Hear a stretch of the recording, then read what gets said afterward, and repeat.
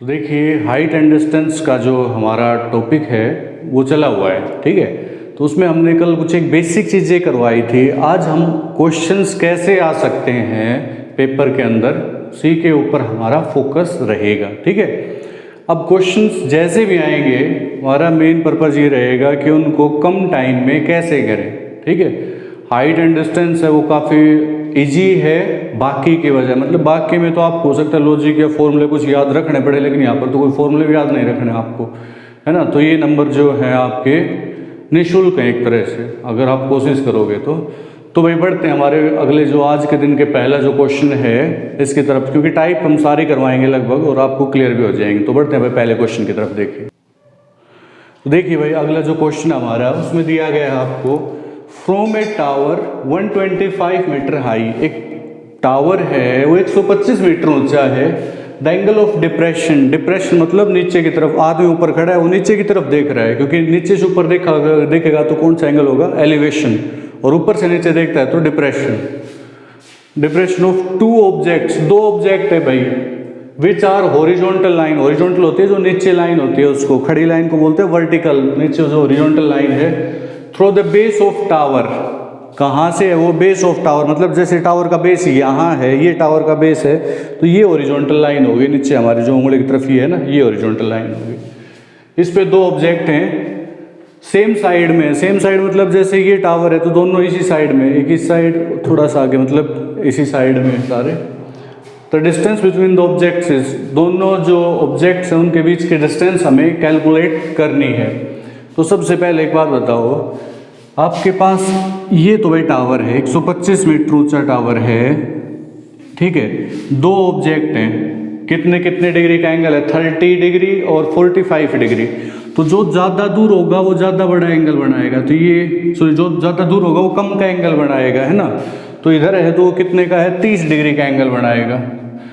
अब दूसरा ऑब्जेक्ट मान लीजिए यहाँ है, वो 45 डिग्री का एंगल बनाएगा। अब बात तो आई तब तो आप कहोगे कि जी डिप्रेशन एंगल दे रखा था, तो बात तो वही है भाई, डिप्रेशन मतलब यहाँ से यहाँ तक का जो एंगल था वो 30 डिग्री का था, तो मतलब ये एंगल इसका अल्टरनेट एंगल होगा 30 का ही होगा। तो आप इसको भूल जाओ डिप्रेशन को, ठीक है। आप ये फॉलो करिए, ये एंगल कितने डिग्री का है, 45 का है, तो इसका मतलब ये एंगल कितने का होगा हमारा, 45 डिग्री का होगा, ठीक है ना। ये एंगल जो है कितने डिग्री का होगा, 45 डिग्री का हमारा हो गया।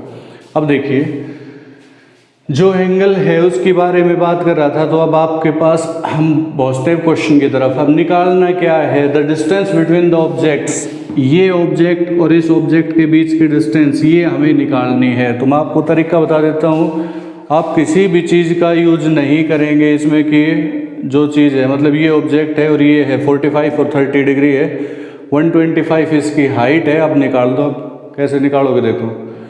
सबसे पहले तो आप दो ट्रायंगल बना दो, एक तो 90 का ये एंगल हो गया हमारा, एक तो बना दिया 45 के हिसाब से, तो 125 ये। अब मैंने आपको तरीका बता दिया था, ये एंगल 45 का है, इसके सामने की साइड 125 है, तो ये भी 45 होगा, तो ये साइड भी कितनी होगी, 125। मेरा कहने का मतलब ये साइड होगी 125।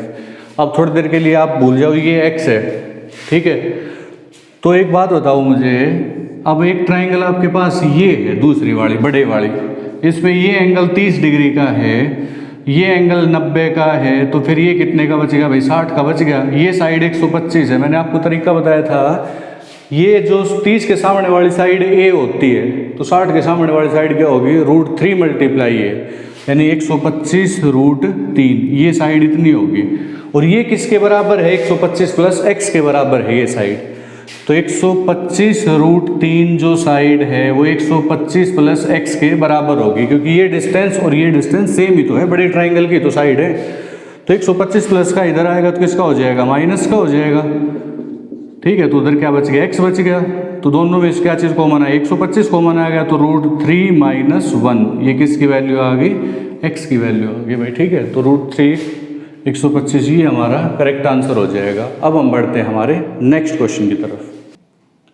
तो देखिए भाई नेक्स्ट जो क्वेश्चन है उसमें है, फ्रॉम ए पॉइंट P, एक पॉइंट P से ऑन द ग्राउंड, ग्राउंड के ऊपर एक पॉइंट P है, the angle of elevation of the top of a 10 metre tall building is 30 degree.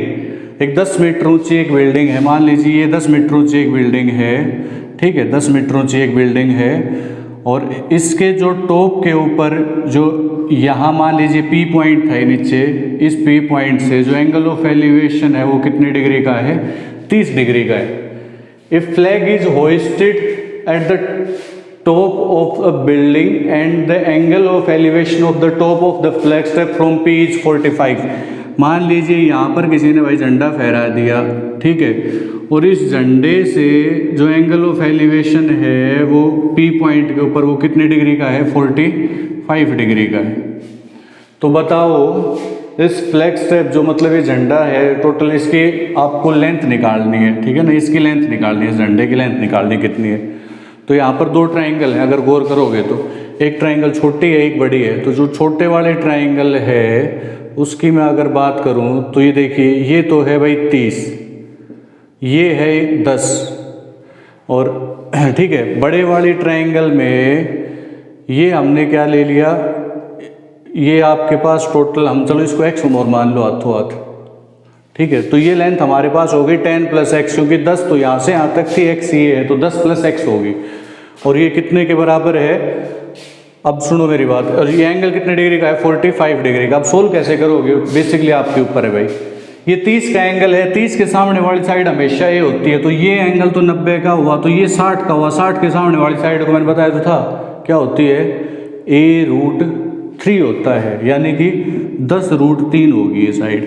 तो ये तो इसमें भी है, तो भाई ये तो भाई बात तो वही, देखो ये साइड इतनी इसमें है तो इसमें भी इतनी तो होगी, इसमें भी कितनी होगी, 10√3। अब ये एंगल 45 का है तो ये भी कितने का है, 45 का है। तो भाई ये दोनों साइड क्या होंगी, बराबर होंगी, क्योंकि देखो ये साइड 45 है, ये एंगल 45 का है, तो ये साइड 10 + x है, ये 45 का है तो 10√3 है। और मैंने बताया था ये a है तो ये भी a होगी, तो इसका मतलब 10 + x किसके बराबर होगी, 10√3 के बराबर होगी। तो आपको तो x की वैल्यू निकालनी है, 10 को उधर ले जाओ, तो x = 10√3 - 10। इसमें से क्या चीज़ कॉमन आ गया, 10 कॉमन आ गया, तो √3 - 1। अब √3 की वैल्यू इसलिए दे 1.732 पुट करो भाई, तो 10 × 1.732 - 1, तो 10 × 1.732 में से 1 गया तो 0.732 बचे, तो इसका कितना चाहिए, 10 से मल्टीप्लाई करेंगे तो एक नंबर हमारा डेसिमल खिसक जाएगा, तो ये कितना आएगा, 7.32। ये हमारा क्वेश्चन का इसका आंसर हो गया, ठीक है ना भाई, कितना हो गया, 7.32। ये हमारे उस क्वेश्चन का आंसर हो गया, ठीक है। अब हम बढ़ते हैं हमारे नेक्स्ट क्वेश्चन की तरफ। देखो भाई अगला जो क्वेश्चन है इसमें, the angle of elevation, angle of elevation, angle elevation होता है नीचे से हम ऊपर की तरफ देखते हैं वो, ऑफ लेडर, लेडर होता है सीढ़ी, leaning against a house is 60 degree, मतलब ये दीवार है, इस पर एक वो लगी हुई है, सीढ़ी लगी हुई है, तो उसमें जो एंगल बन रहा है वो कितने डिग्री का है, 60 डिग्री का है भाई।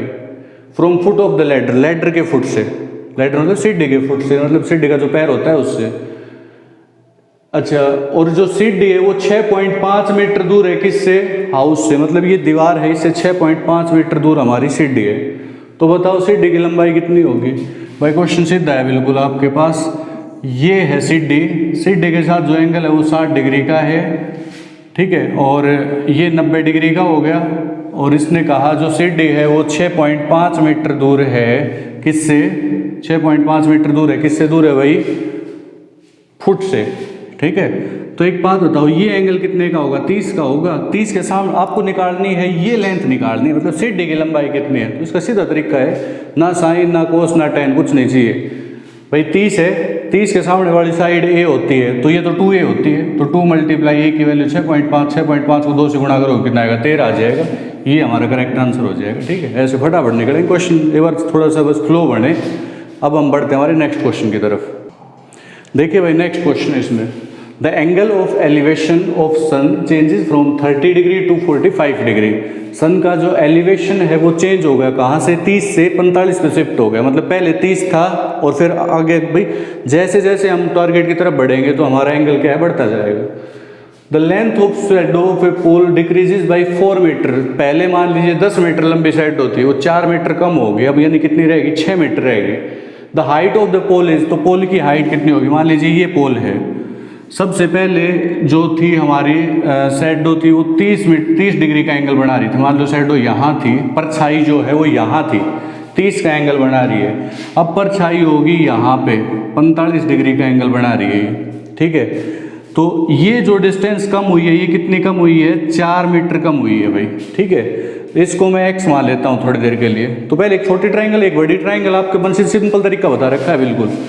तो देखिए ये जो है हमारे पास छोटी ट्राइंगल है। सबसे पहले इसमें 90 का ये एंगल हो गया, 45 का ये हो गया, ये हमने x मानी है तो ये साइड भी कितनी होगी? x होगी भाई, क्योंकि 45 के सामने की साइड x है तो ये भी तो x ही है, ये होगी हमारे पास। अब देखो, अब एक ट्राइंगल इसमें थोड़ी बड़ी है, उसमें एंगल कितने डिग्री का है? ये 30 का है, ठीक है। और ये कितने का है? 90 का है, तो भाई ये सीधी सी बात है 60 का ही मिलेगा। अब उसने दे दिया ये साइड टोटल इसकी x+4 है। कितनी है? x+4। लेकिन अब 30 के हिसाब से हमने तो ये माना था इसकी साइड तो x थी भाई, क्योंकि इसकी साइड ये x थी तो ये तो x है हमारे पास। 30 के हिसाब से ये x है तो 60 के हिसाब से कितना होना चाहिए था? √3 × x होना चाहिए था इसको, लेकिन है कितनी? x+4। तो इसका मतलब क्या हुआ? इसका मतलब ये हुआ √3x है वो किसके बराबर होगा? आपका x+4 के बराबर होगा भाई, ठीक है। अब इसमें हम क्या करेंगे? x को इधर ले लेंगे, तो √3x -x = 4। दोनों में से क्या चीज़ कॉमन आएगी? x कॉमन आएगी। तो यहाँ से तो √3 बच गया, -1 = 4। तो x √3 की वैल्यू 1.732 -1 = 4। तो x इंटू एक में से 0.7 मतलब 1.732 में से एक माइनस होगा तो 0.732 बचेगा = 4। तो x = 4/0.732। जब इसको सोल्व करेंगे तो हमारा आ जाएगा 5.464, यानी कि डी ऑप्शन आ जाएगा। इसको जब सोल्व करेंगे तो 5.464 डी ऑप्शन आएगा। एक बार आप इसको करके देखना, ठीक है ना। तो ये हमारा था क्वेश्चन नंबर 4। नेक्स्ट पे हम बढ़ते हैं अब हमारे नेक्स्ट क्वेश्चन की तरफ। देखिए भाई, अब जो क्वेश्चन है ना स्टैंडर्ड का क्वेश्चन है, इसको ध्यान से करेंगे। द वर्टिकल पोल, एक वर्टिकल पोल है, vertical tower are standing on the same level ground. बिल्कुल सेम लेवल ग्राउंड, जो ग्राउंड लेवल है उसके ऊपर खड़े हुए हैं, और जो पोल की हाइट है वो 10 मीटर है। From the top of the pole, pole के टॉप से angle of elevation of the top of the tower, tower के ऊपर जो एंगल ऑफ एलिवेशन है और angle of depression foot of the tower are 60 and 30 respectively. भाई जो tower है उसके ऊपर देखता है तो एंगल बन रहा है 60 डिग्री का, और नीचे देखता है तो एंगल कितने डिग्री का है? 30 डिग्री का है। Find the height of the tower, tower की हाइट क्या होगी? तो भाई ऑप्शन पे चलेंगे। देखो 20, 30, 40, 50, तो ये तो 10 है, तो भाई सीधी सी बात है टावर क्या हुआ? हमारा बड़ा हुआ। तो देखो सबसे पहले देखो ये हमने 10 मीटर का था, इसलिए हमने टावर बड़ा थोड़ा सा बना लिया। ये तो 10 मीटर का है, पोल है जो कि, ठीक है। और ये हमारा क्या है भाई? टावर है। सेम ग्राउंड लेवल है इनका, ठीक है। उसके बाद में यहाँ से टॉप से बात कर रहा है, वो टॉप से जब हम, चलो देखो ये टॉप है तो ये जब डिस्टेंस 10 है तो ये 10 हुई, तो इसका मतलब ये हमारे पास टोटल x थी, ठीक है। मैं चलो ज़्यादा इसको डीप में ना ले जाके सिर्फ ये बता रहे हैं, ये पहले कितनी थी हमारे पास? 10 है, ठीक है। हमने इसको मिला लिया, चलो आप कंफ्यूज हो जाओगे, इसको इससे मिला दो बस, और कुछ नहीं। यहाँ पे आदमी खड़ा है, वो ऊपर देख रहा है तो एंगल कितने डिग्री का बन रहा है? इस पे 60 डिग्री का बन रहा है शायद। और जब वो नीचे देखता है तो एंगल कितने डिग्री का बन रहा है भाई? 30 डिग्री का बन रहा है। ये एंगल कितने डिग्री का बन रहा है? डिप्रेशन एंगल, यानी ये एंगल 30 का है, तो फिर सीधी सी बात है नीचे वाला तो 30 का मिलेगा। इस डिप्रेशन को, इसको चक्कर को भूल जाओ बस। आपके पास 2 ट्राइंगल बन गई, यहाँ से ये लेंथ निकाल लो, ये इसके बराबर हो जाएगी, फिर ये निकालते हैं इसकी वैल्यू मिल जाएगी हमें। तो पहले ये ट्राइंगल लेते हैं हम।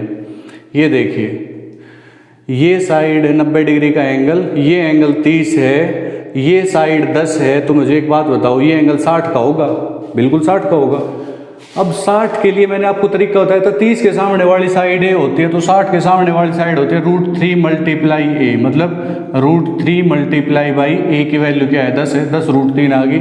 तो इसका मतलब ये कितनी होगी? 10 √3। अगर ये 10 √3 है तो ये भी कितनी होगी? 10 √3 होगी भाई, ठीक है। अब एक बात बताओ मुझे, अब इसके ऊपर पहुँच जाओ, ऊपर ट्राइंगल कुछ ऐसे बन रही है। अब आपके पास ये देखो, ये एंगल तो उसने शायद 60 का दे दिया, ये 90 का है, तो ये कितने का होगा भाई? 30 का होगा। और ये साइड आ गई 10 √3, 30 के सामने वाली साइड 10 √3 आ गई, तो 60 के सामने वाली साइड तो a मल्टीप्लाई √3 होता है, तो a की वैल्यू कितनी है 10√3, और इसके कितने से मल्टीप्लाई करवाएंगे √3 से, 10 की 3 से मल्टीप्लाई करवा दो तो कितनी आ जाएगी 30 आ जाएगी भाई। ठीक है, तो कहने का मतलब ये हमारी होगी 30, 10 ये थी, तो टोटल लेंथ कितनी होगी 30 + 10 यानी कितनी होगी भाई 40 मीटर हो गया। तो पोल की हाइट कितनी हो गई, टावर की हाइट 40 मीटर होगी। बिल्कुल सिंपल तरीके से क्वेश्चन करने हैं, ना कहीं साइन का यूज़ ना कहीं कोस का यूज़, आपको वो नहीं करना है। सिंपल तरीके से ट्रायंगल बनाओ, उसको सोल्व करो। तो ये हमारा जो टॉपिक है ये कंटिन्यू रहेगा आगे भी, और आगे हम वीडियो में पढ़ मतलब कोशिश करेंगे कि आपको अच्छे से अच्छा करवा सकें, और अगली वीडियो के साथ जल्दी मिलते हैं। ठीक है।